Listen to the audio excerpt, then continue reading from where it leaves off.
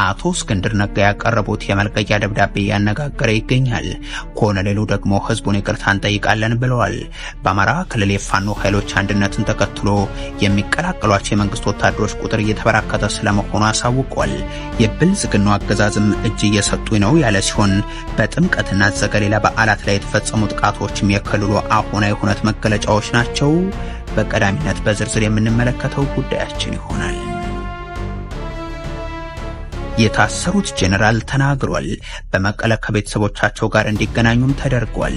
በትግራይ ክልል የታሰሩት ጄኔራልን ጉዳይ የተመለከተ ሪፖርትም አጠናቅረናል። ጄኔራሉ የ4 ኪሎ መንግስት የትግራይ ተወላጅ አማካሪዎች የምታገኙት ስልጣን የለም ሲሉ አስጠነቀቁ። የወልቃይት ቀጠና ከሞግዚት አስተዳደር መላቀቅ አለበት ሲሉም ተደምጧል። እናንተም ታደምጡታላችሁ። አቶ እስክንድር ነጋ ያስገቡት የመልቀቂያ ደብዳቤ ያነጋገረ ይገኛል። ኮሎኔሉ ደግሞ ህዝቡን ይቅርታ እንጠይቃለን ብለዋል። በአማራ ክልል የፋኖ ኃይሎች የፈጠሩትን አንድነትን ተከትሎ የሚቀላቀሏቸው የመንግስት ኃይሎች ቁጥር እየተበራከተ ስለመሆኑ አሳውቋል። የብልጽግናው አገዛዝም እጅ እየሰጡኝ ነው ያለ ሲሆን በጥምቀትና ዘገሊላ በዓላት ላይ የተፈጸሙ ጥቃቶችም የክልሉ አሁናዊ ሁነት መገለጫዎች ናቸው። የፋኖ ኃይሎች ትናንት በጥምቀት ለጥቃት እንዳደረሱባቸው ከገለጿቸው አካባቢዎች መካከል በምዕራብ ጎንደር አርማጭሆ ቀጠና የደረሰው የሚጠቀስ ነው። ማሰሮ ደንብ ላይ በተለይም ሽመልበር ተብሎ በሚጠራ ስፍራም ጥምር የመከላከያ የአድማ ብተናና የሚሊሻ አባላት በስምሪት ወቅት በነበሩበት ጊዜም በተከፈተ ጥቃት በደርዘን የሚቆጠሩትን ለጉዳት የዳረገ ድንገተኛ ተኩስ መክፈታቸው ነው የተሰማው። የብልጽግናው መንግስት ኃይሎች ደግሞ በከተራ በጥምቀትና በቃና ዘገሊላ በዓላት ስለ ፋኖ በማንሳት ጨፍራቸዋል በማለት በወጣቶች ላይ ግድያ፣ ድብደባና ስር መፈጸማቸው ተነግሯል። ይህ ዛሬ ተፈጽሞባቸዋል ከተባሉ አካባቢዎች መካከል ላሊበላ ትጠቀሳለች። በከተማ የሚካኤል ታቦት በማስገባት ላይ የነበሩ ወጣቶችና ሌሎች ምዕመናን መደብደባቸው እንደዚሁም የተወሰኑት መታሰራቸው ነው የተገለጸው። ሌላኛው ደግሞ ትናንት በባህር ዳር ከተማ የተከሰተው ሲሆን አኮቴት ተብሎ በሚጠራው አካባቢም የሚሊሻ አባላት ስለ ፋኖና ዘመን አንስታችሁ ጨፍራችኋል በሚል መተኮሳቸውና የተጎዱ መኖራቸውም ተሰምቷል። ተመሳሳይ ድርጊት የተፈጸመው ደግሞ በደቡብ ጎንደር ክምር ድንጋይ ከተማ ነው። በጎጃም እነማይና የዶሃ የተባሉ አካባቢዎችም ይኸው ተስተውሏል።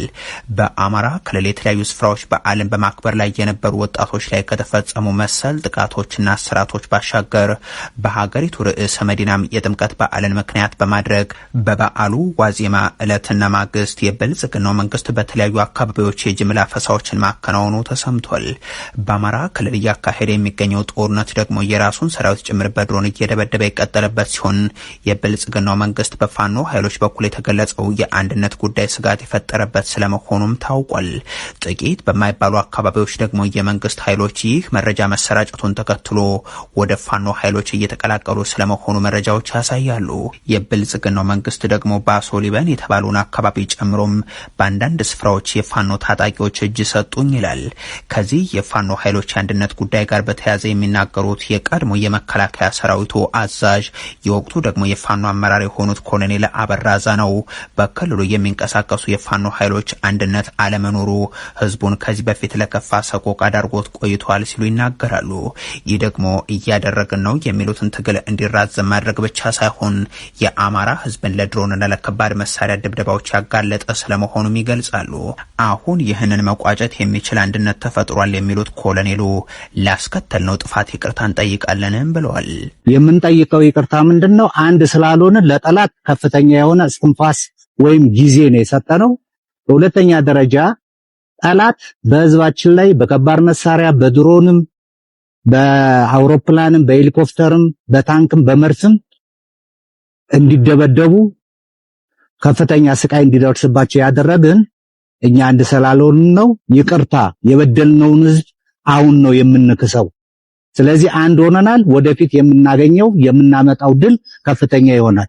ይህ በእንዲህ እንዳለ ከፋኖ አመራሮች አንዱ የሆኑት እስክንድር ነጋ በፋኖ አደረጃጀት የተሰጣቸውን ኃላፊነት በተመለከተ መልቀቂያ አስገብተዋል።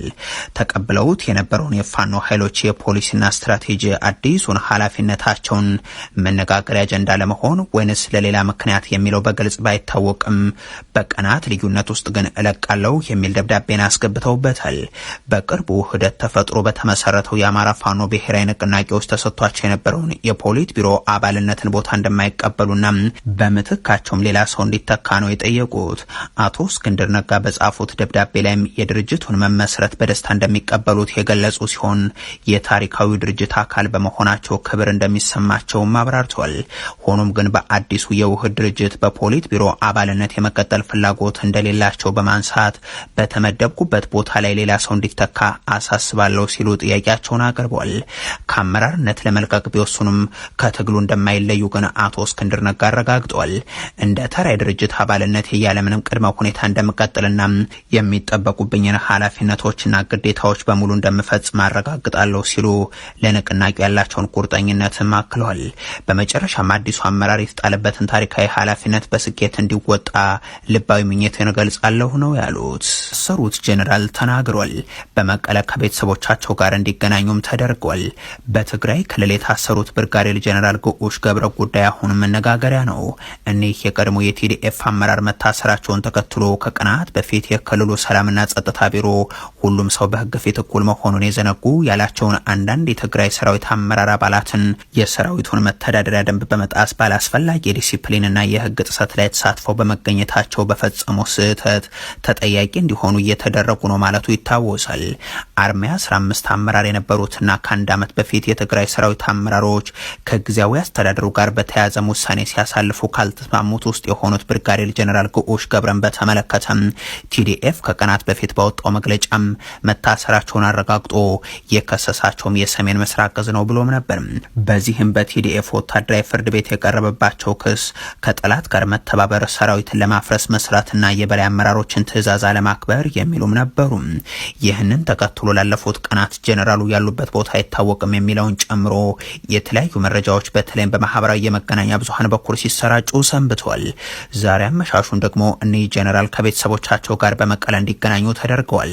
ከባለቤታቸውና ሁለት ልጆቻቸው እንደዚሁም ከሌሎች የቤተሰብ አባላት ጋር ነው እንዲገናኙ የተደረጉት። ከነዚህ በመቀለ ከሚገኙ ቤተሰቦቻቸው ባሻገርም አዲስ አበባና ሌሎችም አካባቢዎች ከሚገኙ ቤተሰቦቻቸው ጋር ደግሞ በስልክ መገናኘታቸው ተሰምቷል። የጄኔራሉ ታናሽ ወንድም ይብራ ገብረም ተጨንቀን ነበር፣ የት እንዳለም አናውቅም ነበር፣ አሁን ስለተገኘ ደስ ብሎናል ሲሉ ተሰምቷል። ብርጋዴር ጄኔራል ጉዑሽ ገብረ በበኩላቸው ለምን እንደተያዝኩና እንደታሰርኩ ምንም የተነገረኝ ነገር የለም፣ ዳኛ ነኝ የሚል አካል መጥቶ አናግሮኛል፣ ለሰኞም ቀጠሮ ተሰጥቶኛል፣ በአያያዝ በኩል ግን ምንም የደረሰብኝ ነገር የለም፣ መንግስት የያዘው ጉዳይ ስለሆነ መንግስት ይፈተዋል በሚል ለቤተሰቦቻቸው ሲናገሩ ቢቢሲ ትግርኛ ላይ ተሰምተዋል። ከቀናት በፊት ጄኔራሉን በተመለከተ የጻፉት የአብይ አህመድ አማካሪ ጌታቸው ረዳም አሁን ጄኔራሉን ያገቱት ሰዎች በጦርነት ወቅት በአንድ ስፍራ ህዳር 30 ትግሉ ተሸንፏል ተብለው ወደ ወላጆቻቸው የፈረሰ ቤት ሄደው ሲደበቁ፣ ጉዑሽ ግን ጓደኞቹንና ሰራዊቱን አሰማርቶ አመራሩ ሙሉ በሙሉ እንዳይጠፋ አስገራሚ ገድል ሰርቶ የመለሳቸው ነው። ታዲያ አሁን ምን ተፈጠረ ሲሉ ጠይቀው የሆነ ምክንያት የሚመስል ነገር ቢሆን ፈጥራችሁ ልቀቁ ሲሉ መግለጻቸው የሚዘነጋ አይሆንም።